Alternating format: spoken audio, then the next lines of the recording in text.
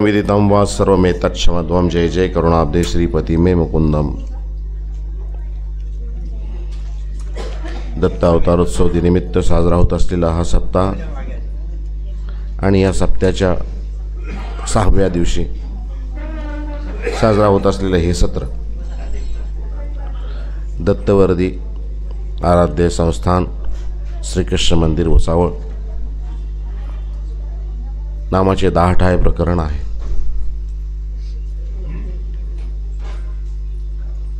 ठाय म्हणजे उपाय, ठाय म्हणजे काय होईल, देवाचे नाव घेतल्याने काय होते, कसं, याचं सर्व उदाहरण या प्रकरणामध्ये आलेलं आहे। वायुदेव व्यासांची कृती आहे। आज आपण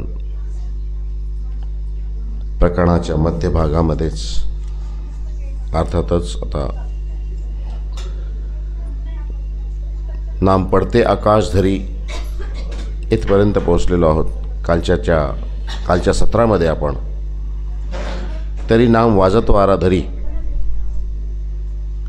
जोराचा वारा वाहतो तेव्हा माणसाला एक भीती वाटते। वादळ पाहिल्यानंतर किंवा वातेचा तो आवरण आहे, अथवा कधी कधी पृथ्वीवर कमी दाबाचा पट्टा निर्माण झाल्यानंतर एक वावटळ तयार होते। वावटळ तयार झाल्यानंतर आपल्याला भीती वाटते त्याची। लहानपणी सांगितलं जायचं की त्या वावटळाच्या जवळ गेलं की ती वावटळ माणसाला घेऊन उडते। आहे तेवढी ताकदही असते त्या वाऱ्यामध्ये। वारा असेल, पाणी असेल, अग्नी असेल, हे अत्यंत भयानक ताकदवर वस्तू आहे। दिसत नाही, परंतु यांची ताकद भयानक असते। जर पाणी कुठं बारीकशी सांज जरी असली त्याच्यामध्ये शिरले तर संपूर्ण आपली वाट बनवता ते संपूर्ण एक मोठ्या एखाद्या पाण्याच्या जलाशयामध्ये त्याचं रूपांतर होऊ शकतं। अमेरिकेमध्ये एक ॲमेझॉन नदी आहे। 2 पाषाणामधून कुठून तरी बारीक एक थेंब पाणी पडते। सातत्य आहे त्या पाण्याच्या पडण्यामध्ये। दर 7 सेकंदाला एक थेंब पडते। त्या थेंबातून नदी निर्माण झालेली आहे। सगळ्यात मोठी नदी ॲमेझॉन नदी आहे। सातत्य आहे त्याच्यामध्ये, पाण्याचा प्रवाह। तसं वारा जे आहे, वाजत वारा धरी, वारा ज्यावेळेस वाहतो एक भीती वाटते। उपलक्षणे हे एक उपमा आहे। वाहणारा वारा, जर असं वाहणारा वाऱ्याची भीती जर वाटत असेल आणि तेव्हा देवाचं नाव जर आपल्या मुखामध्ये असेल तर ती आपली भीती निघून जाते। आपल्यापर्यंत ते वारं जे आहे किंवा त्रास जे आहे, विघ्न जे आहे ते आपल्यापर्यंत पोहोचत नाही। डोमेग्रामी साधाचे लिळेचे न्याय, स्वामींनी अभय दिलेला आहे। साधांना सांगितलं, न भियाहो साधेहो, येथून तुम्हावरी वाजत वारा धरी जाईल। घाबरू नका, आम्ही आहोत ना, मैं हूं ना। मी असल्यानंतर काय भीती आहे तुम्हाला? असं एखाद्या लहान मुलाला आपण हातामध्ये घेतो आणि त्याला अशी हवेमध्ये उडवतो। उडाल्यानंतर तो मुलगा घाबरत नाही आहे, कारण त्याला माहिती आहे खाली वडिलांचे हात आहेत, वडील माझा खाली पडू देणार नाही। एक सक्षम हातामध्ये मी आहे। तसं आपण ज्यावेळेस देवाचं नाव घेतो त्यावेळेस तेवढी आपल्याला शाश्वती हवी आहे। मी देवाचं नाव घेतल्यानंतर मला काही विघ्न होणार नाही। एक हवेमध्ये प्लेन चालू आहे, 15,000 फुटाच्या उंचीवरून प्लेन चाललेला आहे आणि अचानक वर आकाशामध्ये वादळामध्ये ते सापडते। सगळे लोक घाबरतात। प्लेनमध्ये पळापळ सुरू होते। मात्र प्लेनच्या बिझनेस क्लासमध्ये एक मुलगी निश्चल शांत बसलेली आहे। 8-10 वर्षाची आहे। सगळे घाबरलेले, सगळे घाबरतायत, काय होईल सांगता येत नाही। मोठमोठाली माणसं आहे त्याच्यामध्ये, पण ती मुलगी अगदी निश्चल शांत आहे. थोड्या वेळानंतर ते प्लेन व्यवस्थित शांत होते, व्यवस्थित स्थिर होते. सगळे आपल्या जागेवर बसतात. कुजबूज सुरू होते. कशी घाबरलो होतो नाही आपण. काही झालं असतं तर खाली पडलो असतो. 15,000 फुटावरून खाली जर पडलो असतो आकाशातून, आपलं काही शिल्लक राहिलं नसतं. कोणी म्हणतो हो मी खूप खूप घाबरलो होतो, मला तर घामच फुटला होता. पण या सगळ्या वातावरणामध्ये ती मुलगी शांत बसलेली आहे. त्या मुलीजवळ ते शेजारी म्हणतो, का हो इतकं सगळं झालं, सगळे घाबरले, तू अगदी निश्चळ बसून राहिली, तुला भीती नाही वाटली? ती पुन्हा तिनं हास्य केलं. ती म्हणली नाही, मला अजिबात भीती नाही वाटली. ती म्हणाली का भीती नाही वाटली? ती म्हणाली जी प्लेन उडवणार ते ना, जी प्लेन उडवत आहे ते माझे पप्पा आहे. मला माझ्या बाबावर भरोसा आहे, माझ्या वडिलावर भरोसा आहे. काही होऊ शकत नाही मला. त्यांची एवढी जी त्यांनी तपस्या केलेली आहे, कोणालाच काही होऊ देणार नाहीत. एवढी शाश्वती असावी लागते, हवी आहे. देव आहे, देवावर आम्ही जर सोपवलं, देवाचं नाव आमच्या मुखामध्ये आहे, तर काय होणार आहे आम्हाला? बाल नविंगा होवे, त्याचं केस सुद्धा वाकडा होत नाही. त्याच्या मुखामध्ये देवाचं नाव आहे. जलथल अगन आकाश पवन पर केवल उसकी सत्ता, प्रभु इच्छा के बिना यहाँ पर हिल न सके एक पत्ता, उसी का सोचा यहाँ पे होता उसकी शक्ति महान, तारने वाला है भगवान, बचाने वाला है भगवान. ना करो रे भाई फल की आशा, जगत पिता पर छोड़ो, कल क्या होगा इसकी चिंता, उस जगत पिता पर छोड़ो. क्या होनी है क्या अनहोनी, इसका उसको ज्ञान. सगळं त्याला माहिती आहे, काही होऊ देत नाही. आपल्याला देवावर भरोसा पाहिजे, विश्वास हवा. श्रद्धा असते, विश्वास नसते. काली तुम्हाला सांगितलं. तरी वाजतवारा धरी केविना डोमेग्रामी, साधाची लिळेची न्याय त्याची केविना, रणायताची दृष्टांते. रणायताचा दृष्टांत हे मी तुम्हाला काल सांगितलेला आहे. तेची केविना सर्वज्ञमधले न भियाव साधे हो, तुम्हावरी वाजतवारा येथून धरी जेल, म्हणून वाजतवारा धरी. हे कालचं प्रकरण आहे. तरी नाम पडते आकाश धरी. आता पुढचं जे आहे 7वं, आणि नाम उच्चारल्याने काय होते तर पडते आकाश धरी. आकाशान्याय, आकाश कोणीकडेही पहा तुम्ही, एक आच्छादन दिसतंय आपल्याला, एक आकाशाचं आवरण दिसतंय. पृथ्वी आहे, पृथ्वीच्या भोवती एक आवरण आहे, त्याला वातावरणही म्हणतात. वात म्हणजे हवा, त्याचं आवरण आहे. आकाश आहे, ढग आहे. कुणीकडेही पहा, कुठेही जा, पृथ्वीच्या अवतीभोवती तुम्हाला दिसणारच. विशाल आहे स्वरूप त्याचं. आणि अशा विशाल स्वरूपामध्ये याने उपलक्षणे, मोठमोठे विघ्न, कॅलॅमिटी ज्याला इंग्लिशमध्ये म्हणतो, कॅलॅमिटी नेव्हर कम अलोन. संकट कधी एकटे येत नसतात, आले की सगळे सोबतच असतात.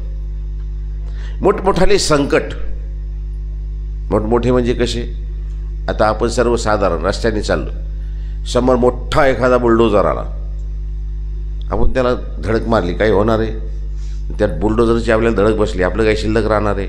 उपलक्षणे मोठमोठाले संकट, आकाशान्याय. तरी नाम पडते आकाश धरी. नाम जर ईश्वराचं आपल्या मुखामध्ये असेल तर आकाशा उपलक्षणे मोठमोठाले विघ्न सुद्धा आपलं काही करू शकत नाही.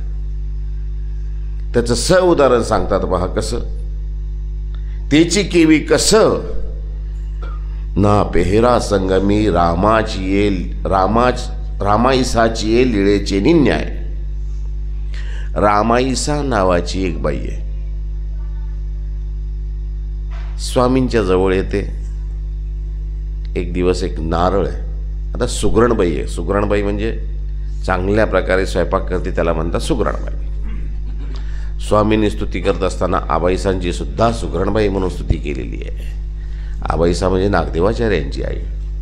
आणि त्यांना स्पेशल करून स्वामींनी रुद्धपूरला पाठवलेले, बाई तुम्ही तिथं जा, तिथं गोविंद प्रभू बाबांची सेवा करा. गोविंद प्रभू बाबांच्या खावणीला त्या पात्र झाल्या.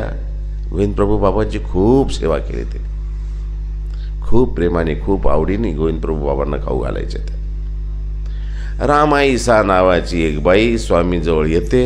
आल्यानंतर सहज येत नाही, आपली कलाकारी दाखवते. काय करते? नारळ आहे, नारळाला फोडते, वरचं त्याचं जे टरफलं असते चॉकलेटी कलरचं ते काढून टाकते, त्या नारळाला चिरते. नारळा चिरून आतमध्ये त्याला साखर भरते, त्याला पुन्हा व्यवस्थित चिटकवते आणि पुन्हा त्याला वरून साखरेने घोळते आणि त्या स्वामीजवळ आणून स्वामीला दृष्टबोध करते, स्वामीला अर्पण करते. स्वामी त्या फळाकडे पाहतात. भक्तजन जवळ आहेत, प्रभू आहे, ईश्वर आहेत. विचारतात ते कशाचं फळ आहे हे? आता असलं फळ कधी पाहिलंच नाही आपण, साखरेमध्ये घोळलेलं, पांढरं झालेलं, खडूने घोळलेला तो.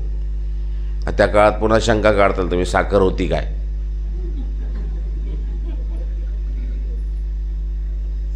साखर नसेल, खळूमध्ये घोळलेला असेल, पण पांढरा शुभ्र दिसत होता. आता पांढरा शुभ्र फळ फार कमी असतोय. पांढरे कुठं फळ असतात? पिवळे आहेत, लाल आहेत, नारंगी आहेत, पांढरे फळं नाही आहेत. आणि ते बी असं गुडगुटीत गोल, असं कसं आहे? पहिली गोष्ट ती ही, आपल्याला नारळच निघत नाही. कसा निघेल नारळ? निघतंय. नारळाच्या वरच्या शेंड्या काढायच्या, त्याला थोडंसं आगीमध्ये जाळायचं. आगीमध्ये जाळलं त्याला असं थोडंसं असं घेऊन कडक वस्तूने असं फोडायचं. फोडलं की वरचं टरफल निघून जातं. वरचं टरफल निघालं की आयता आतला खोबडा बाहेर येतो. त्याला व्यवस्थित मग ती असती नाईफ ज्याला म्हणतात, त्यानं व्यवस्थित काढलं की निघून जाते. त्याला चिरायचं, त्याच्यामध्ये काय भरायचं ते भरलं, त्याच्यानंतर पुन्हा त्याला घोळलं, पांढरा आणून स्वामींच्या ठिकाणी अर्पण केलं गेलेलं कलाकारी आहे. पदार्थ तेच आहेत, आहे की नाही? दुधापासून पदार्थ होतात, मैद्यापासून पदार्थ तयार होतात, पण वेगवेगळे प्रकार. मग त्यालाच आपण ब्रेड म्हणले, त्यालाच आपण पाव म्हणलं, त्यालाच आपण काय अजून मोमोज म्हणलं. वेगवेगळे प्रकार आहे, गव्हापासूनच निर्माण झालेले सगळे, आहे की नाही? गहू बारीक पिसला की त्याचा मैदा झाला. मैदा काही वेगळी वस्तू आहे का? रवा काही वेगळी वस्तू आहे का? रवा बी तीच आहे.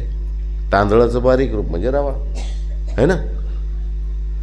एकाच वस्तूतून वेगवेगळं आकार त्याला देणे आणि त्याला बनवणे.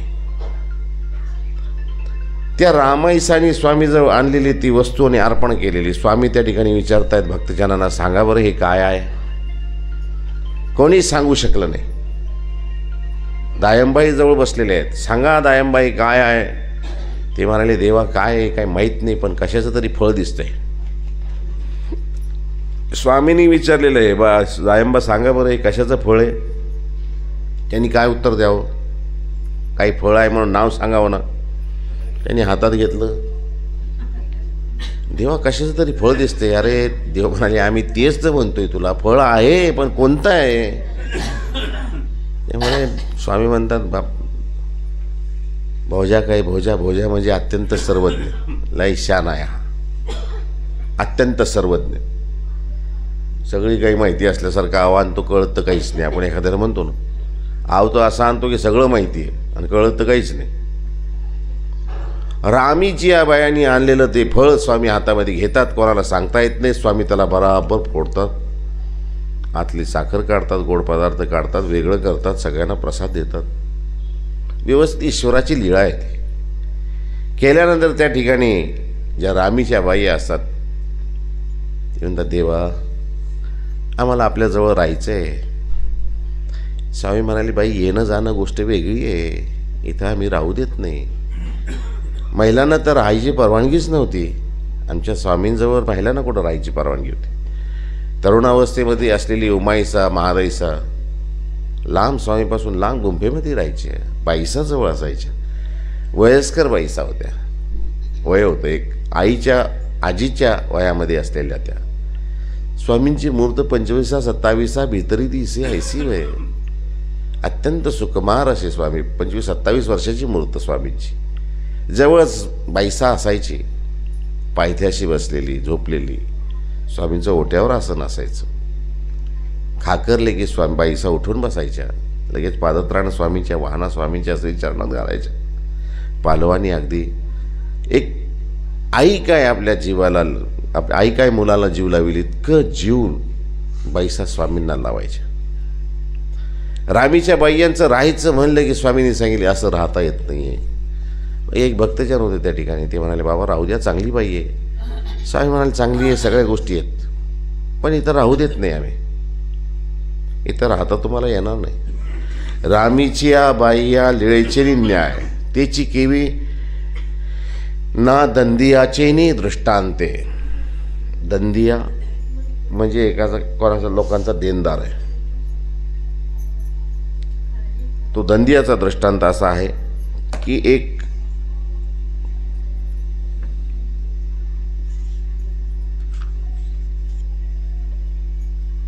कहूनी एक जगाचा दंदिया असे,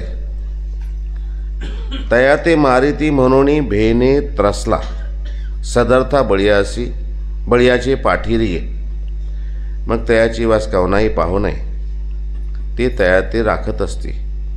तो म्हणिया दाढी तेवेळी आपले अंगरके सरीसे दे, ना तोची होणी जरी बाहेरी निघे, तरी सुरीवर घेती, रामेश्वरास अलंगावरी घेती, पोट फाडून दगड भरीती. असा हा दृष्टांत आहे.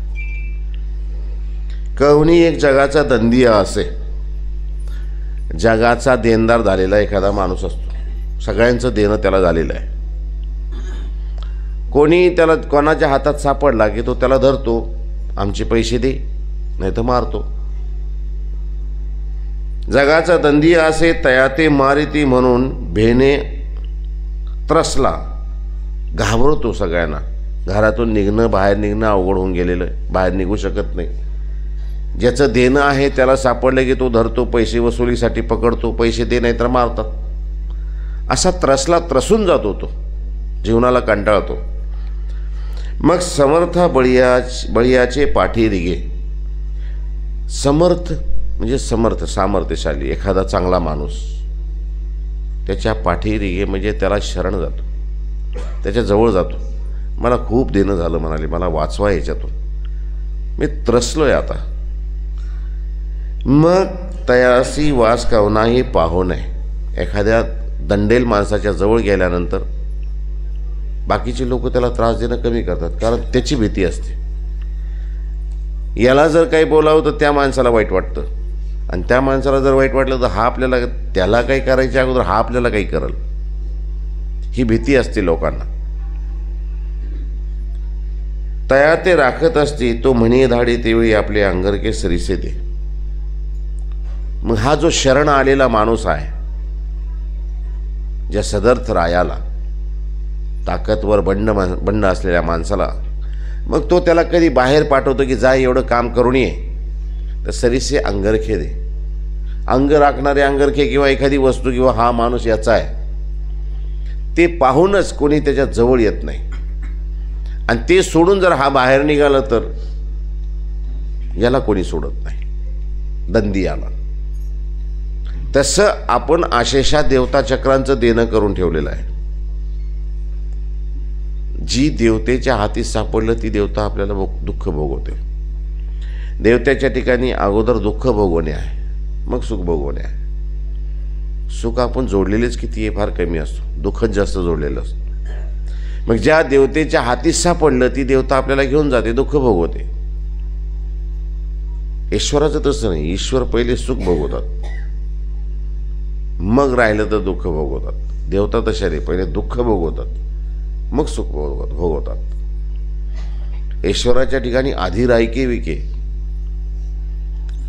आयुष्यभर कधी देवाकडे आलाच नाही, आणि एखाद्या वेळा कधी जाताना देवाला जाता जाता जर हात जोडला असेल,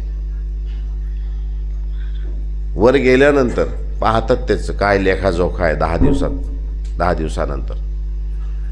यानं आयुष्यभर कधी देवाकडे परमेश्वराकडे गेलाच नाही, एकदाच फक्त हात जोडलेला आहे.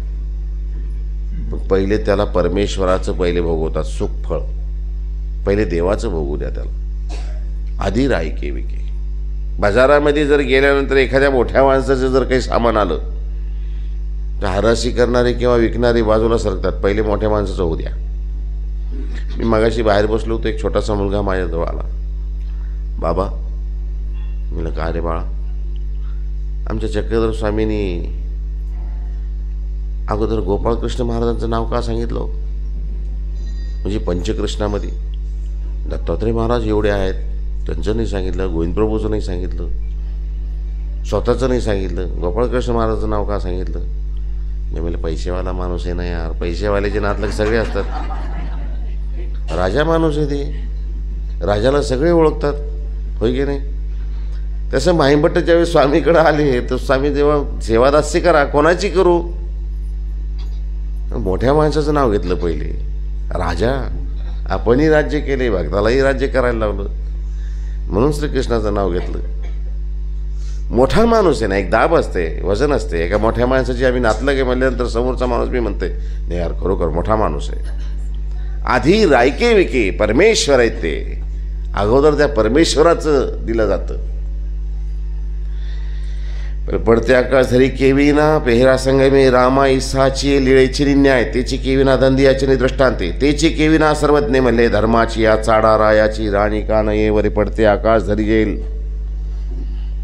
स्वामींनी सांगितलं, काय सांगितलं? धर्माची या चाडा, धर्माची या चाडा, धर्मा कारणे, धर्मास्तव, धर्मा खातर.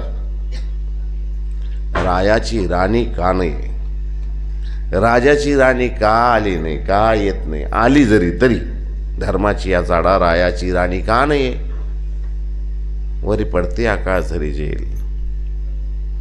ती राणी जरी असली आणि एखादा समजा निष्कलंक जरी असला, आम्हाला शरण आलं ना, आमचं नाव त्याच्या मुखामध्ये आहे ना, आम्ही त्याला कधी कुठेही त्रास होईल असं होऊ देणार नाही. आता धर्माची या चाडा रायाची राणी का नाही, आता हे मोठा प्रश्न आहे. राजाची राणी का येत नाही, त्याचा आणि याचा काय संबंध आहे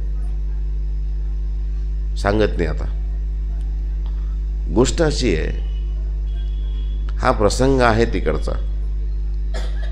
काल बोलता बोलता तुम्हाला मी नाथ सांगितले होते, नाथ आहे की नाही? भैरवाचे आगमिक असतात, त्यांना नाथ म्हणतात. भैरवांच्या 8 भैरव आहेत आणि 8 त्यांच्या विद्या आहेत. आमच्या ब्रह्मविद्याशास्त्रात सांगितलेलं आहे. कराळी, विक्राळी, उमापती, पशुपती, सदाशिव, ब्रह्मा, विष्णू आणि महादेव, हे 8 भैरव आहे. पहिलं भैरवाचं स्वरूप कुठं आहे तुम्हाला हे माहिती आहे का? कर्मभूमी, अष्टदेवनी, अंतराल, स्वर्ग, स्वर्गानंतर कैलास वैकुंठ, कैलास वैकुंठानंतर क्षीराब्दी शेषनारायण, शेषनारायण नंतर मग अष्टभैरव. अष्टभैरव म्हणजे 8च आहेत ते. पण भय म्हणजे भयंकर, रव म्हणजे शब्द जोरात किंचाळतात, ओरडतात, ते भीती वाटते माणसाला, भयानक आहेत ते. हे कधी एकत्र एका ठिकाणी येत नाही, आले तर काही करू शकतात. अहंकारी येते, अभिमानी येते, फार अहंकारी असतात. त्यांची फळी दुखेल्यानंतर त्यांना खूप अहंकार असतो त्या फळ्यांचा, अभिमानी येते ते, फळ्यांचा अभिमान असतो त्यांना. सृष्टी करते ते, संहारी ते, सृष्टीची रचनाही करू शकतात, संहारी करू शकतात, इतकी ताकद त्यांच्यामध्ये आहे. ही 8 भैरव स्वरूप जे आहे त्या ठिकाणी हे 8 गंडिका शिळा आहे. असे गंडिका शिळा म्हणजे अशा गोल शिळा ठेवलेल्या आहे 8, त्याच्यावरती बसतात. बसताना बी कशी बसतात ते तुम्ही ते हे पाहिले का? कंगारू किंवा ते बसताना असे एकमेकाकडे पाठ करून बसतात. त्यांचा बसण्याचा उद्देश वेगळा असतो की कोणत्याही दिशेतून जरी कोणी आलं तर त्यांना दिसलं पाहिजे की संकट येऊन राहिले. तसं हे भैरवसुद्धा एकमेकाकडे असे पाठ करून बसतात, असं एकमेकाकडे तोंड करून बसत नाही.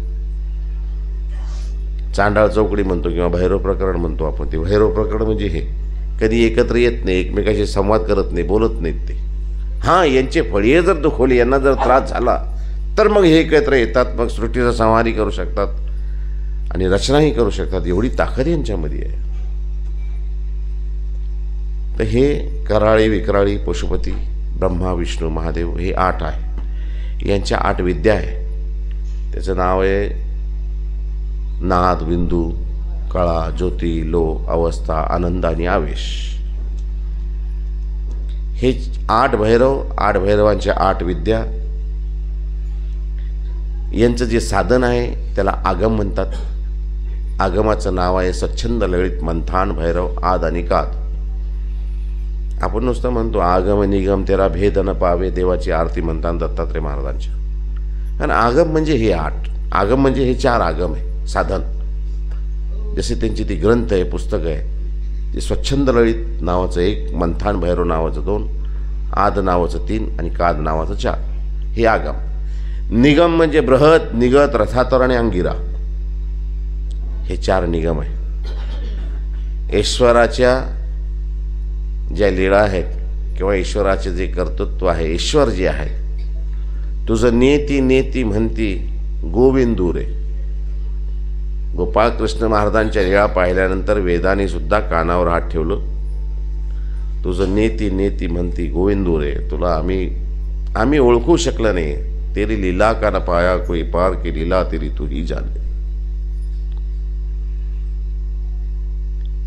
हे जे आहे आगमिक, हे आगमिक ज्यावेळेस आगम आचरण करत असतात. आता हे आगम केव्हा होते, कुठं घडते? कलियुगामध्ये तर घडू शकत नाही. द्वापर युगामध्ये ते म्हणाले तिथं होते थोडीशी, पण द्वापर युगामध्ये, कलियुगामध्ये 100 वर्ष आयुष्य आहे माणसाचं. द्वापर युगामध्ये 1000 वर्षाचं आयुष्य आहे. त्रेतायुगामध्ये 10,000 वर्षाचं आयुष्य आहे. आणि कृतयुगामध्ये 1,00,000 वर्षाचं आयुष्य आहे. आता हे आगम आचरण करत असताना त्याला 1000 वर्षाचं आयुष्य लागतं. आता द्वापरयुगामध्ये जन्मल्या तर तुला लगेच जाईल असं तर होत नाही. पण द्वापरयुगामध्ये बी सुरुवातीला काही काळ थोडंसं घडतंय. मग आगम कुठं घडतात? हे फक्त त्रेतायुगामध्येच घडतात. मग त्रेतायुगाला त्रेतायुग का म्हणायचं? कृत्य म्हणजे केलेलं, मायेने केलं म्हणजे कृतयुग.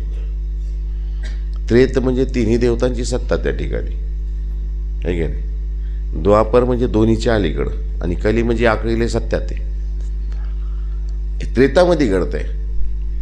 मग हे आगम आचरत असताना काय होतं? आगम 4 प्रकारचे, स्वच्छंद ललित मंथान भैरव आद काद. आगम आचरत असताना ज्यावेळेस हा सुरुवात करतो माणूस, तर याला काय आगमाचरण असताना काय करावं लागतंय? तर मेढशिंगीचं पात्र घ्यावं लागतंय. मेढशिंगी नावाचं एक झाड आहे, वृक्ष आहे. त्याचं जे हलकं राहतं लाकूड, जसं देवदाराचं वृक्ष लाकूड हलकं राहतंय, कठीण राहतंय, पण पाण्यामध्ये टाकल्यानंतर जहाज वगैरे त्याचे बनतात. तसं मेढशिंगी नावाचं एक वृक्ष आहे, त्याचं एक पात्र आहे. ते मेढशिंगीचं पात्र आणि त्याच्यामध्ये कन्या आणि आजाद दुग्ध हे त्याच्यामध्ये टाकावं लागतं. हा माणूस म्हणजे हा ज्यावेळेस तो साधक जो आहे तो साधना करत असताना साधना करतो, भिक्षा मागतो त्या मेढशिंगीच्या पात्रामध्ये, ते कन्या खातो, आजाद दुग्ध म्हणजे मेंढीच्या दुधामध्ये. आणि जेवण झाल्यानंतर ते आपल्या साणीवर आपण चंदन घासतो. ती साण पाहिली तुम्ही कधी? त्याच्यावर अशी घासली जाते. ती एकदा असं घासतो. ती जसं ते घासलं त्याने, ते मेढशिंगीचं पात्र घासल्यामुळं हलकं राहतं, ते कमी होतं. जसं जसं ते रोज घासत जातो तसं ते कमी होत जातं. कमी होता होता होता जसं पात्र कमी होईल तसं याचं आहार कमी होऊन जातो. आहार कमी झाल्यानंतर एक दिवस अशी अवस्था येऊन जाते का हा निराहारी होऊन जातो. याला आहार घ्यायचं कारणच राहत नाही. निराहारी झाल्यानंतर मग याला 4 सिद्ध्या बांधल्या जातात: लाली, लुली, धुती आणि तुंबी. लाली म्हणजे याचं संपूर्ण शरीर लाल होऊन जातं. लुली म्हणजे याच्या अंगामध्ये असं हाड राहत नाही. आपलं हे असे हाड टाईट आहे, कशामुळं? हाड असल्यामुळं. पण त्याचं लुली होऊन जातं. असं कोणीकडे असं दाबलं केलं तर हे होऊन जातं. धुती म्हणजे तो आपल्या आतड्या बाहेर काढू शकतो आणि त्याला धुवू शकतो. आणि तुंबी म्हणजे तो असं इतका हलका होऊन जातो, जसं भोपळा राहतो ना, पाण्यावर तरंगतो, तसा हा पाण्यावर तरंगायला लागतो. लाली, लुली, धुती आणि तुंबी ह्या 4 अवस्था त्या साधकाला येऊन जातात. मग याच्यामध्ये स्वामींनी सांगितलंय की ह्या आचरण असताना त्याला अजून याला 4 सिद्ध्या बांधल्या जातात. कोणत्या? वज्रोळी, आम्रोळी, सिद्धोळी, दिव्यवळी या 4 ओळी नाथाची या कलियोगी वज्रोळी आम्रोळी आती पर सिद्धवळी दिव्यवळी नाही, असं वचन आहे. वज्रोळी म्हणजे शरीर वज्रासारखे कठीण होणे. एखाद्या वज्रावर तुम्ही काही मारलं तर ते फुटतं तुटतं का? नाही. कच्चं असेल तर त्याच्या ठिकऱ्या उडतात, बाकी तुटत नाही फुटत नाही. वज्रोळी वज्राचं शरीर. आम्रोळी म्हणजे अमर होऊन जातो. वज्रोळी आम्रोळी अमर. सिद्धवळी म्हणजे अनेक सिद्ध्या याच्यामध्ये बांधल्या जातात. आणि दिव्यवळी म्हणजे याचं शरीर दिव्य दीप्तायमान होऊन जातो, प्रकाशतो. अशा 4 सिद्ध्या याला बांधल्या जातात. लुईपाईचं चरित्र आलेलं आहे एक आमच्या लीळा चरित्र ग्रंथामध्ये. लुईपाईच्या चरित्रामध्ये हे आलेलं आहे सगळं. कसं कसं सिद्ध्या बांधल्या जातात, कसं कसं होत होते. लुईपाई नावाची एक सिद्धी आहे, साधक आहेत ते. आता कुठे उकरड्यावर बसतात, खातात पितात. एक दिवस राजाची स्वारी येते. आता ते प्रधानाचे गुरु असतात. प्रधान उतरतो खाली, त्यांचे पाय पडतो. राजा हसायला लागतो. अरे असला कसला गुरु रे तुझा, कोणाला गुरु बनवतो काय? राजा हसायला लागतो. लुईपाई उकरड्यावर असतात. ते लुईपाई म्हणतात, ए हसू नको. अरे तू हसला तर तूच हसला, मी जर हसायला लागलो तुला तर पाय कसं होईल? अरे ते भाई तुझ्याकडून काय होणार आहे, काय होत नाही तुझ्याकडून. ते मला पाहायचं आहे का तुला? लुईपाईने त्यांच्याकडे पाहिलं, लुईपाई हसले. लुईपाई हसले तर घोडे बी हसायला लागले, राजा बी हसायला लागला, सैनिक बी हसायला लागले, सगळेच हसायला लागले. हसता हसता हसता इतके हसायला लागले की गडबडा लोळायला लागले, पोट दुखायला लागलं. आता मरायची वेळ आली तरी हसणं बंद होईना. प्रधान म्हणला राजाला, मी तुम्हाला पहिलेच म्हणलं आमच्या गुरुच्या नका नादी लागू, साधू संतांपासून लांबच राहावं. तुम्ही ऐकत नाही. साधू संत असेच राहतात, काही होतं म्हणून आपलं अंतर ठेवावं त्यांच्यापासून. तुम्हाला मी पहिले सांगितलं, तुम्ही मला नाव ठेवायला लागले. जा म्हणाले त्यांच्या पाया पडा, आता माफी मागा. राजा गेला, पाया पडले, माफ करा मला. ते म्हणे माफ नाही, आपल्याकडे चुकीला माफी नसते, साधू संत माफ करत नाही. मग चला म्हणाले तुम्ही आमच्याकडे, आता आमची सेवा म्हणून सेवक म्हणून राहा. गेले बघा एका ठिकाणी गेले, दारू पिले, पैसे द्यायला नाही. ठेवलं राजाला, राहू द्या म्हणाले, याला सेवा करू देत. एका ठिकाणी गेले, एका बाईकडे गेले, त्या ठिकाणी चुकीचं काम केलं, पैसे द्यायला नाही. ठेवा म्हणाले याला, प्रधानाला बी ठेवा. तिथं बरेच दिवस हे राहिल्यानंतर त्यांना मग त्या यांनी ठेवल्यामुळं यांनी तिथं सेवा केली निश्चिंतेने, श्रद्धेने. यांना सिद्ध्या बांधल्या गेल्या त्या राजाला आणि त्या प्रधानाला. अशी कथा लुईपाईची आलेली आहे. आपल्याला तिकडं जायचं नाही, आपल्याला हे घ्यायचं की आगमी काय. रायाची राणी का नाही वरे पडते आकाश धरी जेल, याचा आपण तुम्हाला खुलासा करूया. मग ह्या 4 ओळी सिद्धी बांधल्या जातात. वज्रोळी आम्रोळी सिद्धोळी दिव्यवळी या 4 ओळी नाथाची नवनाथाच्या आहे. कलियुगी वज्रोळी आम्रोळी येते. कलियुगामध्ये वज्रोळी वज्रासारखं शरीर होतंय. आम्रोळी होती, आम्रोळी होऊ शकते, पण दिव्यवळी सिद्धवळी नाही. अनेक सिद्ध्या बांधणे किंवा दिव्य दीप्तायमान शरीर होणे असं होत नाही आहे. आता हे चरित्र आहे, याचा संबंध लावा तिकडं ते औंढा नागनाथाशी. त्या ठिकाणी एक दिवस मच्छिंद्रनाथ, गोरखनाथ आहे ना, कानिफनाथ, हे नवनाथ म्हणतात त्यांना. एक दिवस त्या ठिकाणी एक नाथ गेले. मुलं खेळत होते त्या ठिकाणी. ते नाथ आले, कमरेला असं त्याने एक वस्त्र बांधलेलं होतं. त्या टायमाला काय साधेसुधे वस्त्र, साधी माणसं होते, दिसायलाही साधे. ते पोरं खेळतायत मंदिराजवळ, परळी वैजनाथच्या मंदिराजवळची घटना. पोरांना तिथे ते पोरांजवळ गेले आणि त्यांना विचारलं, अरे हे रस्ता कोणीकडे चालला आहे? ती म्हणाले हे अमक्या गावाकडे चाललं आहे. म्हणे हा रस्ता कोणीकडे चालला आहे? म्हणे हे अमक्या गावाकडे चाललं आहे. बरं. मग यातला एक पोरगा हुशार होता, गाव आम्हाला नुसतं नाव विचारता रस्त्याचं, इथं आमचा देव आहे, त्याला हात जोडा ना. परळी वैजनाथचा हात जोडा ना त्याला. तर जे माणूस होता, जे रस्ता विचारत होता, म्हणजे आगमिक आपल्या हिशोबाने, ते म्हणाले, अरे तुमच्या देवाला आमचा नमस्कार जमत नाही, तुमचा देव आमचा नमस्कार घेत नाही. हे म्हणे, कसं काय घेत नाही? करा म्हणजे जोडून तपा, कसं काय घेत नाही आमचा देव तुमचा नमस्कार? ते म्हणाले, नको, आग्रह नको करू.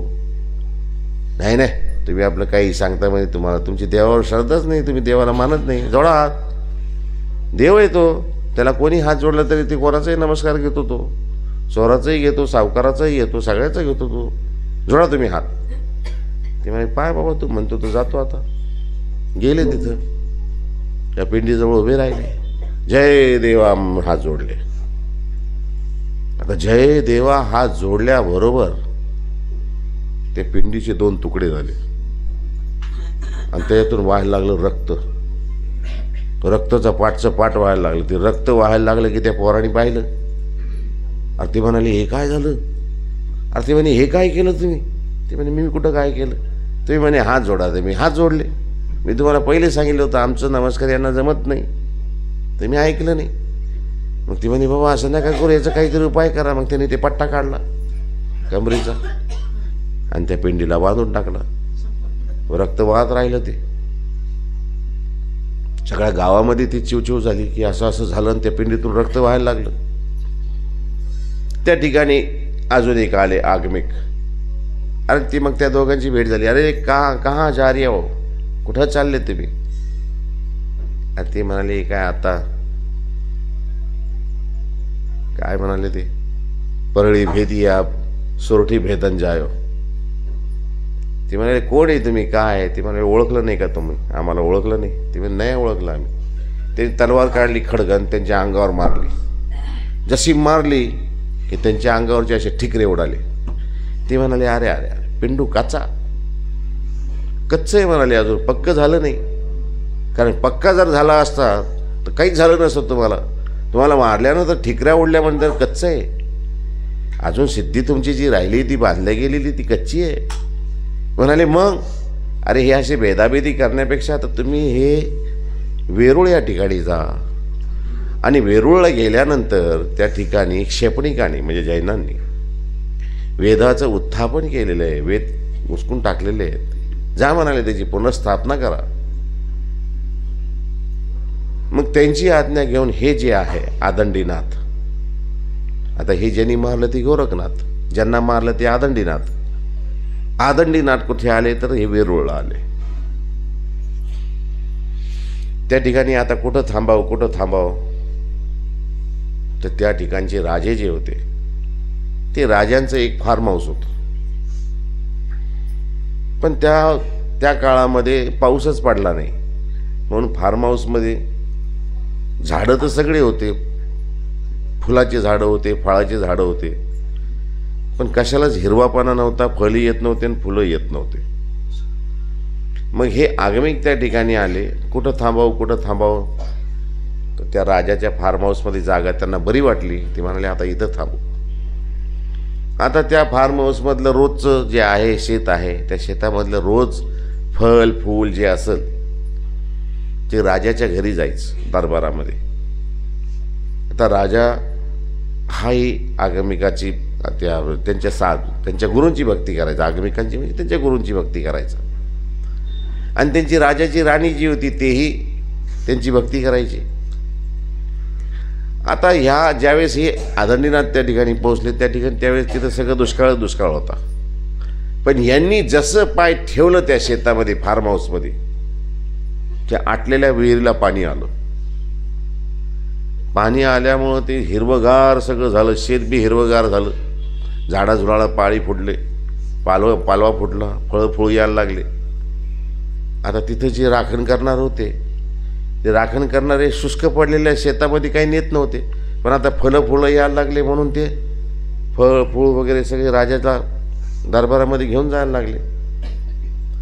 मग राजा आश्चर्यचकित झाला. कसं काय रे म्हणाले, इतका दुष्काळ पडला, सगळीकडे पाण्यासाठी हाहाकार व्हायला लागलेला आहे आणि आपल्या शेतामध्ये कसं काय हे यायला लागलं?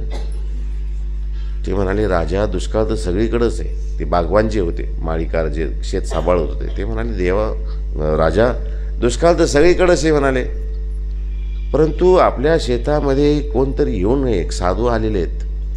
जेव्हापासून ते साधू आले ना म्हणाले, तेव्हापासून हा सगळा परिवर्तन झालेला आहे. विहिरीला पाणी आलं, पालवी फुटली, फलफुली यायला लागले. इतकंच नाही, आता आंबे फक्त उन्हाळ्यामध्ये येतात, पण हे गेल्यापासून हिवाळ्यामध्ये आंबे यायला लागले. ते सगळं वेगळं झालं म्हणाले, वातावरणच सगळं बदलून गेलं. आता राजाने काही लक्ष दिलं नाही, पण राजाची बायको होती ती हुशार होती. बाई हुशारच असते, बाया हुशारच असतात. ते म्हणजे असं म्हणाले, कोणती तरी साधा गुरु नाही दिसत आहे, चला आपण त्यांच्या भेटीला जाऊ. भेटीला जायचं म्हणल्यावर आता पूर्वी काळामध्ये कसं होतं, नियम होता एक, जे पतीचा धर्म आहे तेच पत्नीचा धर्म असावा असं म्हणायचे. मग ती राणी म्हणली, यार आम्हाला त्यांचं दर्शन घ्यायचंय, त्यांना विचारा तुम्ही, आम्ही त्यांच्या दर्शनाला येऊ शकतो का. ते या ठिकाणी वाक्य आलेलं आहे. काय वाक्य आलेलं आहे ते, धर्माची या चाळा रायाची राणी का नाही. ही राणी आहे ती, त्या वेरूळची राणी. त्यानं विचारलं, तुमच्या त्या गुरूंना विचारा म्हणाले, ते आपल्या शेतात थांबलेले आहेत, त्यांना फार्म हाऊसवर जे आहेत. राणी येऊ इच्छिते तुमच्या दर्शनाला, यावं का. त्यांनी सांगितलं येऊ द्या, येत असतील तर आम्हाला काय त्रास आहे. कोणी सांगितलं, आदरणीनाथाने. मग चुकायला लागलं का काही, चुकलं काही नाही बरं फोन. हां, मला वाटलं माझं काही चुकलं काय. या ना म्हणाले, या काय हरकत नाही. मग राणी भेटायला जायची. मग राणी काही पदार्थ न्यायची, गुरु काही खाताल का आमच्या हातचं. आता महिलांचं कसं असतं, मग आमचं काहीतरी गुरुनं खावं, गुरुच्या उपयोगी जावं. मग ती पदार्थ वगैरे बनवून न्यायची. मग गुरु प्रसन्न होते त्यांच्यावर. मग ही वार्ता एक दिवस त्या राजाच्या गुरुला कळली. ते म्हणे, काय रे लबाड्या करतो आमच्याशी. आता हा क्षेपणिकाचा शिष्य होता जैनांचा. ते म्हणे, काय रे राजा लबाड्या करतो म्हणाले. हां, तो आमच्याकडं नुसतं देखाव्यासाठी येतो, तुझी बायको तू दुसरीकडे जाते म्हणाले, ते दुसरे गुरुकडं. ते म्हणाले, नाही नाही असं कसं होईल. ते म्हणे, पाय खोटं नाही सांगत आम्ही तुला. राजा गेला राजमहालामध्ये राणीकडं, राणीला सांगितलं, का हो बाई. ते म्हणाले, बोला राजेसाहेब. ते म्हणाले, तुम्ही आमच्या गुरुकडे येत नाही, गुरुला मानत नाही. ते म्हणे, मानतो. मग तुम्ही दुसऱ्या गुरुकडेही जातात. ते म्हणाले, हो आमची श्रद्धा आहे, आमची भक्ती आहे, फार चांगले आहे ते, आम्ही जातो त्यांच्याकडं. ते म्हणे, अजिबात नाही, खबरदार जायचं नाही. असं कसं जमल, जे माझा धर्म आहे तोच तुमचा असायला पाहिजे की नाही, असं कसं. मग राणी म्हणली, तसं नाही, माझा नियम आहे, मी दररोज त्यांच्या दर्शनाला जाते, त्यांचं दर्शन घेते, त्यांचं चरणोदक घेते, तेव्हाच खाते पिते मी, नाही तर काही घेत नाही मी. राजा म्हणला, अजिबात नाही, अजिबात नाही, जायचं नाही म्हणजे नाही. राजाने लगेच त्यांच्या ते दरबारात लगेच बंधनं घातले त्यांना. ए म्हणाले, राणीला बाहेर निघू द्यायचं नाही. पाहू म्हणाले, बिगर खाता पिता किती दिवस राहते, अजिबात निघायचं नाही. आणि तुम्हाला फुल ऑर्डर आहे म्हणाले, राणी जर का बाहेर निघाली ओढून टाका म्हणाले. काय दुसरी आणू आपण, याला काय आपल्याकडे काय तोटा आहे, राजा आहे आपण. मग आता राणीनं बंधन घातल्यामुळं राणी घाबरली, घरातच आहे. आता बाहेर सैनिक तलवार घेऊन सगळे तयार आहे, काही झालं तर उडून टाकतील. राजा काही 24 तास बसणार नाही, राजाला कारभार पाहायचा आहे. मग आता 1 दिवस झालं, 2 दिवस झाले, खाणं नाही, पिणं नाही, काही नाही, काही नाही. गुरुकडं राणी येईना. गुरु विचार करायला लागला, आपली शिकेन कसं काही येईना. मग राणीने काय केलं, आपली सेविका होती, एक सेविकेला जायला सांगितलं, जा म्हणाले आमच्या गुरुला सांगून या, राजानं असा असा अत्याचार आमच्यावर मांडलाय म्हणाले. हो, 488ची केस करावी लागते त्यांच्यावर. आता हुंडाबळी हो म्हणाले, लय अन्याय करावा लागला. ते म्हणाले, हो. ती सेविका गेली त्या गुरुकडं. सेविकेने सांगितलं, मला राणीला यायचंय म्हणाले, खूप इच्छा आहे, 4 दिवस झाले खंड पडलाय, राणी खात नाही पित नाही, अशक्त झाली राणी. गुरु म्हणाले, अरे ती येत असतील तर येऊ दे ना, मग येऊ दे, कोण काय करतं पाहतोय मी. मग राणीकडे निरोप आला. राणी लगेच दुसऱ्या दिवशी खुश झाली, अरे गुरुची ऑर्डर आली, आता होऊ द्या म्हणाले, जे होईल ते होईल. दुसऱ्या दिवशी सकाळी उठली, राणी निघाली तयारी करून गुरुला भेटायला, सगळे पदार्थ वगैरे घेतले, निघाली. जशी बाहेर निघाली, दरवाजा खोलला, लोक तयार झाले की आता ऐकलं तर ठीक, नाही तर ओढून टाकू. राणी बाहेर निघाली, समोरून जायची, हातारच उचलत नव्हते, हातच उचलत नव्हता. गुरुमहिमा आहे. ह्या ठिकाणी इथं सांगायचंय, धर्माची या चाडा रायाची राणी कान ये, वर पडते आकाश धरिजे. एखादा आगमिक जर आहे आणि त्या आगमिकाच्या मुळे जर राजाची राणी दर्शनाला येऊ शकते. आगमिकच आहे ते, अष्टभैरव आहे, त्यांचा तो साधक आहे. अरे आम्ही तर परमेश्वर आहे. अरे आमचा भक्त जर आमचं नाव त्याच्या मुखामध्ये असेल, वर पडते आकाश धरी जे आकाशा लक्षणे उपलक्षणे मोठमोठाले संकट जरी आले, अरे मैं हूं ना, काही होऊ देत नाही मी माझ्या भक्ताला. वर पडते आकाश धरी जे म्हणून नाम पडते आकाश धरी. हे पडते आकाश धरी तरी नाम येते विघ्न हरी तेची केवी. अनेक नामाचा महिमा काय, अनेक नाम उच्चारल्याने काय होतंय. नाम येते विघ्न हरी. नाम जर उच्चारल्या गेला तर येणारे विघ्न सुद्धा पलीकडे थांबले जातात. विघ्नच येत नाही तिथपर्यंत. जो शरणागताचा वज्रपंजरू आर्ताचा उदारू, तो नमेन कृपेत सागरू सर्वेश्वर माझा. संकष्ट वज्रपंजरू आहे. पंजरू पिंजरा एक तयार होतो त्या ठिकाणी.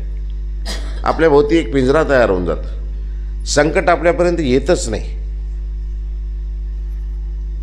तरी नाम येते विघ्न हरी. नाम येणारे विघ्नाचं सुद्धा हरण करते. त्याची किवी ना बेलोपुरी महादैसा जाप्य प्रश्नाची लिळेची नाही. बेलापूरचं चरित्र आहे. स्वामीची उदासीनता आहे आणि उदासीनता असताना स्वामी सांगतात, बाई तो माही आहे त्याला बोलवा, तो जर येईल. देवाची उदासीनता, देव म्हणतात बाबा ही उदासीनता हरा, आता परिहारा, खुश व्हा. स्वामी सांगतात बाई तो माही आहे त्याला बोलवा. त्यानं जर आला आमच्याजवळ तर आम्ही त्याला गीता वाखाणू, गीता सांगू म्हणाले त्याला. नाही तर इथं लक्ष जाप्य करा, 1,00,000 वेळा स्मरण करा, तर आमची ही प्रवृत्ती भंगेल. लक्ष जाप्य करणं सोपं होतं. त्या ठिकाणी माहीभट्ट आले असते, त्यांना जर स्वामींनी गीता सांगितली असती अजून बी पूरक राहिलं असतं आपल्याला. आपण गीतेचं सार फक्त एक एक श्लोक घेऊन तुम्हाला परवा दिवशी तुम्हाला वर्णन केलं मी, तर मला सुद्धा समजलं नाही का हा एवढं काय चाललंय, हो की नाही.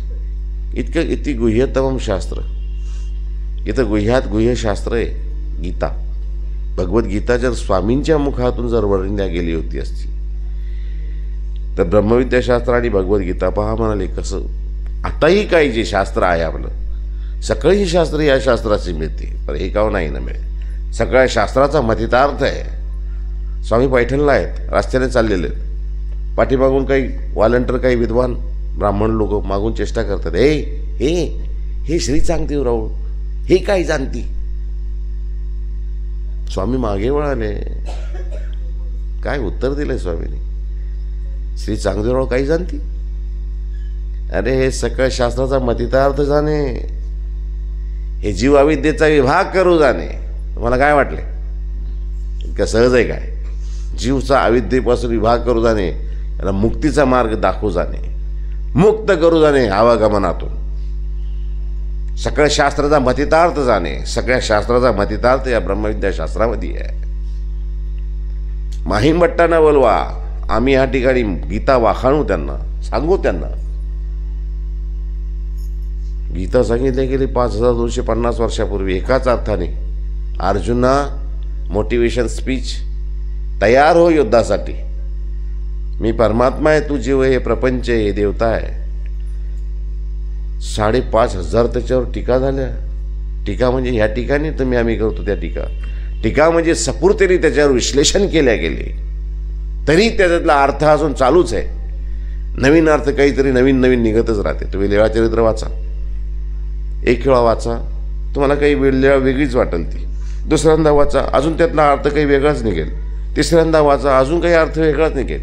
जितक्या वेळा वाचताल तुम्ही, परस्पर मथन करताल, घुसळण करताल, ते नवनीत जसं त्याच्यातून निघतच राहतं. जसं ती मलाई असते, दुधाची साय, त्याच्यावर विरजण लावलं जातं. विरजण लावल्यानंतर ते महिला त्याच्यातून तूप बनवतात. तूप बनवत असताना त्याचं मंथन केलं जातं. मंथन करत असताना जसं तुम्ही जितका घोळताल त्याच्यातून तेवढं नवनीत निघत राहतं. तसंच तुम्ही ज्या वेळेस त्या भगवान स्वामींच्या ह्या लीळा आहेत, चक्रधर स्वामींच्या लीळाचरित्र ग्रंथामध्ये वाचताल किंवा गीतेमध्ये तुम्ही वाखाणताल, पाहताल, प्रत्येक वेळा नवीन अर्थ. आता इतके वेळा आम्ही बी आता स्टेजवर उभं राहतो, बोलतो, पण मला आठवत नाही की मी ज्यावेळेस आज ह्या ठिकाणी बोललो ते काल बोललेलं पुन्हा शब्दशः तुम्ही इथं सांगा म्हणलं की मला सांगता येईल, अजिबात नाही. नवीन काहीतरी होतंय, नवीन काहीतरी अर्थ निघते. मग तुम्ही म्हणता बाबांनी रात्री हे सांगितलंच नाही. ते शास्त्रच तसं आहे, शास्त्रच तसं आहे. प्रत्येक वेळा काहीतरी नवीन त्याच्यातून अर्थ आपल्याला उमजतो, समजतो, सांगता येते. स्वामींनी ज्यावेळेस उदासीनता स्वीकार केलेली आहे ना, त्यावेळेस स्वामींनी सांगितलं, बाबा असं करा, तुम्ही त्या माहीमभट्टांना बोलवा, वाखाणी जाईल. आम्ही या ठिकाणी त्यांना गीता सांगू, वाखाणू आम्ही. काय इथं लक्ष जाप्य करा, 1,00,000 वेळा तुम्ही स्मरण करा. स्मरण कोणतं सांगितलेलं आहे? महादेशाने विचारलं, देवा कोणतं स्मरण करायचं आहे, काय आहे ते? तोपर्यंत तर काहीच नव्हतं ना. हे 5 नाम घ्या, उपदेश घ्या, असलं काय प्रकार होतं? हे तर स्वामींनी सांगितलंय माहीमभट्टांना की तिची सेवादास्य कीजिए, स्मरण कीजिए. कोणतं करावं? हे 5 नाम सांगितले, 5 अवतार सांगितले, चांगदेव भटाला सांगितले, घरी जाताल तर विसरू नका, 5 नाम घ्या. मग महादेशाने विचारलं, देवा कोणत्या नामाचं स्मरण करायला सांगताय तुम्ही, लक्ष जाप्य करा सांगताय तर? स्वामींनी सांगितलं, तो नाम जो पैठणला पांड्या स्वप्नी नाम स्वीकारका, मज दुष्ट स्वप्न भया पासो निरक्षावेजी. पांड्याला जे नाव सांगितलं गेलेलं आहे, जैसे श्री चांगदेवराव, हे नाव सांगितलं गेलेलं आहे. आले ते येत आहेत, ते भक्त आहेत, पांडे भक्त आहेत. काय म्हणाले बाई आमची? धर्म सोडला, सगळं सोडलं, कोण आणलाय माणूस, त्याला आसनावर बसवते, त्याची पूजा करते. हंसराज भक्त आहेत. रात्री स्वप्न पडतं, स्वप्नामध्ये यमदूत येतात, मुदगुलं घेतलेले, मुदगुलं घेऊन मागं लागतात. अरे त्या देवाला असं बोलतोस, ओळखतोस का त्यांना, ते कोण आहे? ते म्हणाले, मी ओळखत नाही ओळखत. मुदगुलाचा फटका द्यायसाठी मागं लागतात. अरे हे श्री चांगदेवराव आहेत, पळतात मागं, स्वामीच्या मागं लागतात. स्वामी म्हणतात, जाऊ द्या बालक आहे, सोडा याला. नाही याला येऊ द्या म्हणा, पुढे दाखवतो याला. यमदूत मी वाटच पाहिजे त्याची. रात्रभर झोप नाही, सकाळी उठला, पळतच आला बाईसांकडे, बाई बाई बाई तुम्ही ओळखता का, हे कोण आहेत? अरे ते म्हणाले, मला प्रचिती आलेली, मी तर पहिलेच ओळखलेले, तू ओळख हे कोण आहे. ते म्हणाले, हे प्रत्यक्ष श्री चांगदेवराव आहेत. ह्या ठिकाणी उच्चारलं गेलं, सांगितलं गेलं की बाई लक्ष जाप्य करा, नाम घ्या. कोणतं नाम घ्यावं? पांड्या स्वप्नी नाम स्वीकार का. पांड्याला स्वप्नामध्ये जे नाव सांगितलं गेलं, श्री चांगदेवराव नावाचं. तरी नाम येते विघ्न हरी, तेची किविना बेलापुरी महादैसे. जाप्य प्रश्नाची वेळेची न्यायतेची किविना लेकरुवाळी मातेची नि दृष्टांते. लेकरुवाळी माता एखादी आई असते, त्याची लेकर असतात, 1, 2, 3, 4-5 वर्षाचा एक, 2-3 वर्षाचा एक, 1-1.5 वर्षाचा एक. आईला काही कामानिमित्त बाहेर जायचे, कोणाला ती ताटामध्ये भाकर देते, तो भाकर खात बसतो. दुसऱ्याला काहीतरी खेळणं देते, तो खेळत बसतो. तिसरं काड्यावर असतं, आई त्याला काहीतरी खाऊ पिऊ घालते, त्याच्या हातामध्ये एखादा खुळकुळं देते, बैस खेळत बैस. त्याला उतरवते, त्याला बाहेर जायचे आईला कामानं. त्या बोराला खाली उतरायला जाते, पोरगं खाली उतरायला तयार नाही, तो सोडतच नाही, पदरच नाही सोडत. नाही मी उतरणार नाही उतरणार, नाही करणार मी. आई म्हणते, अरे सोड, मला जायचं आहे कामाला. म्हणजे अजिबात नाही, ती सोडतच नाही, त्याच्या मागच राहतो, आईच्या मागच राहतो तो. असं लेकरवाळी आईचा दृष्टांत आहे. काही केल्या तो ईश्वराला सोडत नाही आहे, ती आईला सोडत नाही. जसा तो बाळ, तसे काही जीव असतात. परमात्मा बी सगळ्यांना सगळ्या ठिकाणी पाहतो, सगळ्यांची परीक्षा पाहतो, पाहिल्यानंतरच सगळं देत असतो. हे दुनियेचा बाजार आहे, हे जगात जग म्हणजे बाजार आहे. हे बाजारामध्ये सगळे आता तुम्ही मंदिराकडे येताना पहा ना, कुठं चहाची दुकान आहे, कुठं मद्याची दुकान आहे, कुठं पानाची टपरी आहे, कुठं खायपायची दुकान आहे, कुठं मनोरंजनाचं साधन आहे. इथं जवळ वसंत टाकीज बी होती, पहिले होती ना, हां, पिक्चरची टाकीज बी आहे इथं, सगळ्या गोष्टी आहे इथं. पण आपण घरून निघालो मंदिराकडे यायला, आपण कोणीकडेच पाहत नाही आहे. आपल्याला फक्त मंदिराचा प्रवेशद्वार दिसतोय, आपल्याला फक्त मंदिर दिसतंय, आहे की नाही. आणि जे काही दुसरे असतात, चला ना अजून उशीर आहे आरतीला, 11 वाजता आरती, अजून तर 10:30 वाजले, थोडंसं चहा वगैरे पिऊ, चहाच्या दुकानात चालले जातात. दुसरा असतो काहीतरी, अरे काहीतरी भजे निघून राहिले गरमागरम, चला भजे खाऊन घेऊ. पुन्हा मंदिरात भेटतं नाही भेटतं. प्रत्येकाची वेगवेगळी हातोटी आहे. काही माणसं घरून निघाले की सरळ ते म्हणतात नाही जायचं, निघालोय मंदिरासाठी, मंदिरातच पोहोचणार, इकडे तिकडे जाणार नाही. तसे ह्या परमेश्वराच्या ठिकाणी आलेले सगळेच काही परमेश्वर व्हावा, परमेश्वरच भेटावा असा उद्देश नाही. जसं समुद्राच्या ठिकाणी गेल्यानंतर काही लोक त्या शंख शिपल्यावर तृप्त होतात. काही माणसं म्हणतात ह्या अरे समुद्रामध्ये शंख शिपले नाही, याच्यात मोती बी आहे, मोत्यासाठी प्रयत्न करतात. थोडंसं आतमध्ये जातात, थोडीशी 2-4 बुटकळ्या मारल्या, ते मोती हातात लागतात, मोती घेऊन येतात. ते म्हणतात अरे वा मोती सापडले. दुसरा एखादा येतो, अरे ते म्हणाले मोती बिती काय घेऊन बसला, अरे याच्यामध्ये अनर्घ रत्न आहे. अजून आतमध्ये जातो, अजून खोलामध्ये जातो, अजून बुड्या मारतो, 1 बुडी 2 बुडी 3 बुडी, दिवसभर रात्रभर मारतच राहतो. एक दिवस असं येतं की बराबर ते अनर्घ रत्न त्याच्या हाती लागतं. अनर्घ रत्न हाती घेतो, तो विकायला येतो, दाखवायला येतो, कोणाची हिंमत होत नाही घ्यायची. मग ते म्हणाले, लोक म्हणतात अरे एवढं भारी आणलेलं रत्न हा तर फक्त राजाच घेईल. मग राजाकडे घेऊन जातो, राजाला दाखवतो, राजा हे पाय हे सापडले मला. राजा जवाहीर बोलवतो, पहा म्हणाले काय याची किंमत. अरे ते जवाहीर ते पाहिल्यानंतर म्हणतात अरे सारे जमाने सारी दुनिया की कायनात की दौलत भी इसके पास रख दो तो इसकी किंमत नहीं लगा सकते. इतकं बहुमूलिक आहे. याला जर आपण सांगायला लागलो याची किंमत तर जिव्हा झडते. याची किंमत लावू शकत नाही. हे समुद्राच्या दृष्टांतामध्ये आहे. तसं परमेश्वराजवळ लेकरवाळी मातीच्या, आता लेकरवाळी माता सगळे आम्ही लेकरं आहेत. कोणी गाडीमध्ये खुश आहे, कोणी बंगल्यामध्ये खुश आहे, कोणी मंदिरात खुश आहे, कोणी कॅश पैसे भेटले त्याच्यामध्ये खुश आहे. एक म्हणतो मला हे सगळं नको आहे, मला पाहिजे तर देवच पाहिजे. जसा तो कडेवरचा मुलगा आहे तो आईच पाहिजे म्हणतो. ती शेजारी पाजारी येतात तिला, अरे हे घे, काही खाय, टोस्ट घे, काही बिस्किट घे, काहीतरी घे. आईला विसर. तो म्हणतो नाही तुमचं तोंड बी पाहायचं नाही, मला पाहिजे तर माझी आईच पाहिजे. ती असेल तर बोला. नाही की नाही. एक फार चांगलं उदाहरण आहे लैला मजनूचं उदाहरण. एक दिवस देव बी म्हणला अरे हे लैला मजनू आहे तरी काय. चला म्हणाले एक दिवस परीक्षा पाहायला. देवच आला त्या ठिकाणी. त्या मजनूकडे गेला. काय मजनू कसं काय चाललं. ते म्हणे मस्त आहे. काय पाहिजे तुला. ते म्हणे तू काय देऊ शकशील. अरे ते म्हणाले मी देव आहे. तू मागशील ती देईन तुला. बोल तुला काय पाहिजे. स्वर्ग पाहिजे, हॉटेल पाहिजे, काय पाहिजे तुला. ते म्हणाले तुझी हॉटेल नको, तुझं स्वर्ग नको, मला बोल काय पाहिजे.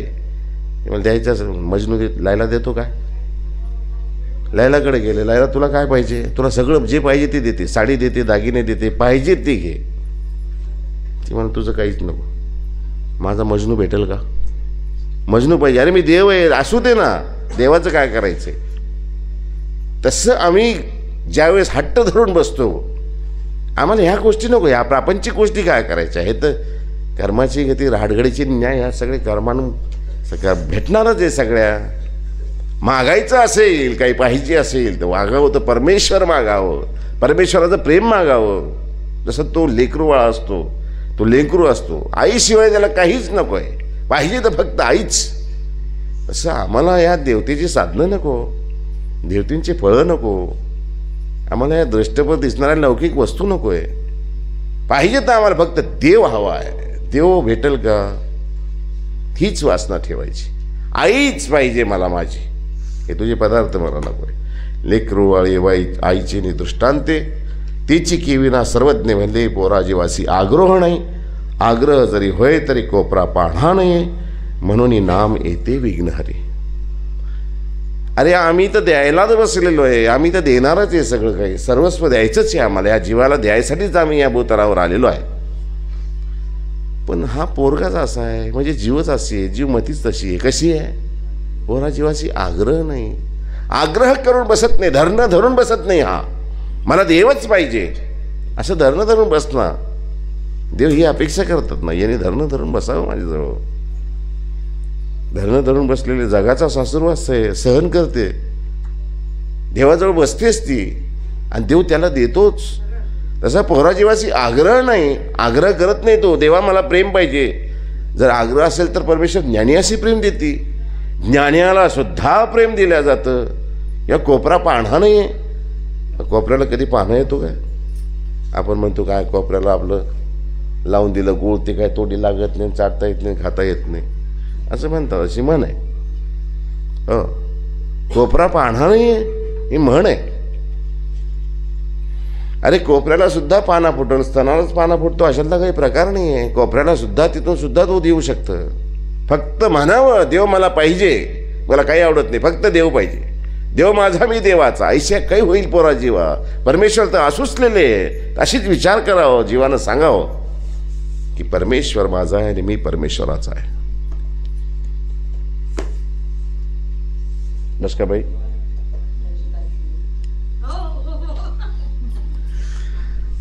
आहे नामाचे 10 ठाय, पोरा जीवाशी आग्रह नाही, आग्रह जरी होय ती परमेश्वर ज्ञानियाशी प्रेम देते. कोपरा पान्हा नाही, कोपऱ्याला सुद्धा पाना येते. हे नामाचे 10 ठाय. निश्चयात्मक ईश्वराजवळ धरणं धरून बसा, देव नक्कीच आपली सगळ्या मनोकामना पूर्ण करतील, इच्छा पूर्ण करतील. सर्वज्ञ श्री चक्रधर स्वामी की जय.